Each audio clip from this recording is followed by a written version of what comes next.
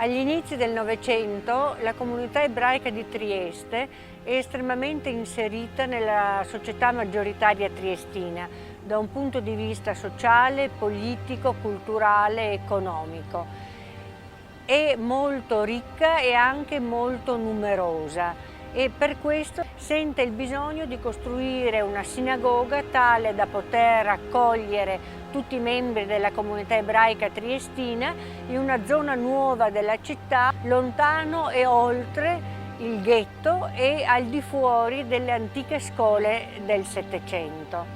Viene costruito per volontà della comunità ebraica nel 1912 da Ruggero e Arduino Berlam, architetti di Trieste, questa sinagoga che è una delle più grandi d'Europa. Negli anni 30, prima della Seconda Guerra Mondiale, gli iscritti alla comunità sono circa 5.500, cioè le persone che effettivamente si considerano praticanti, ortodosse e quindi affluenti dal punto di vista, integrate dal punto di vista religioso, ma molti sono gli ebrei che per genealogia, per ascendenti si riconoscono nella tradizione ebraica e quindi diciamo che la comunità può essere considerata di circa 6.000 membri.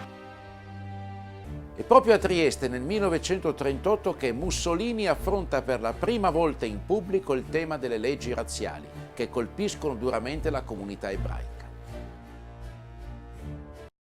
Nei riguardi della politica interna, il problema di scottante attualità è quello razziale. Anche in questo campo noi adotteremo le soluzioni necessarie. Coloro i quali fanno credere che noi abbiamo obbedito a imitazioni o peggio a suggestioni sono dei poveri deficienti ai quali non sappiamo se dirigere il nostro disprezzo o la nostra pietà. Il problema ebraico non è dunque che un aspetto di questo fenomeno. La nostra posizione è stata determinata da questi incontestabili dati di fatto. L'ebraismo mondiale è stato durante 16 anni, malgrado la nostra politica, un nemico irreconciliabile del fascismo.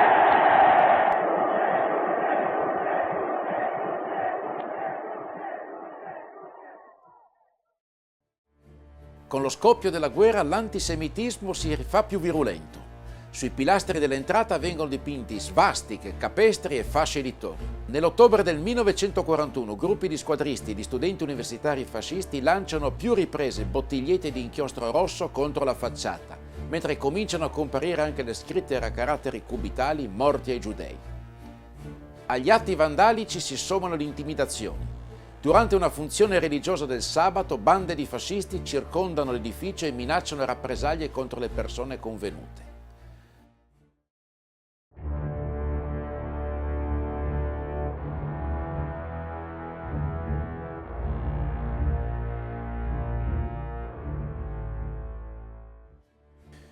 Il 18 luglio del 1942 l'assalto ha successo.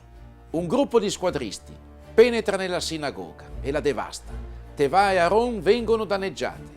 I banchi vengono rovesciati e spaccati, i candelabri abbattuti.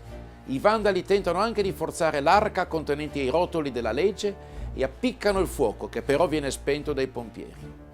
Contemporaneamente vengono devastati anche l'oratorio israelitico e l'alloggio per gli emigranti ebrei, mentre squadristi e giovani fascisti aggrediscono per la strada singoli ebrei rasando loro i capelli.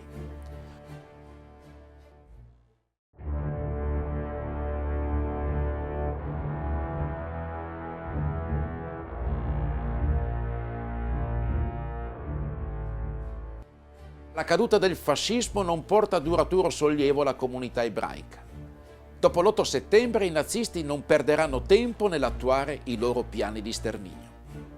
Nel corso dell'inverno 1943-1944 si moltiplicano i sequestri di edifici della comunità e gli arresti di chi li abita.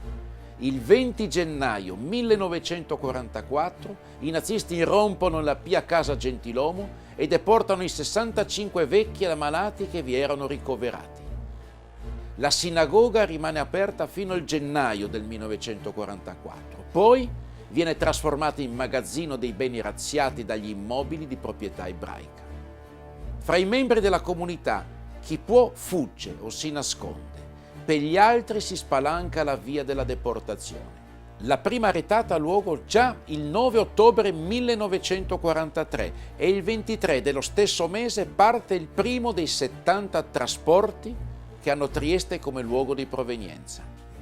Dalla città vengono prelevate 708 persone, mentre le vittime accertate sono 512. Nel marzo del 1944 Trieste viene dichiarata dai nazisti Judenfrei.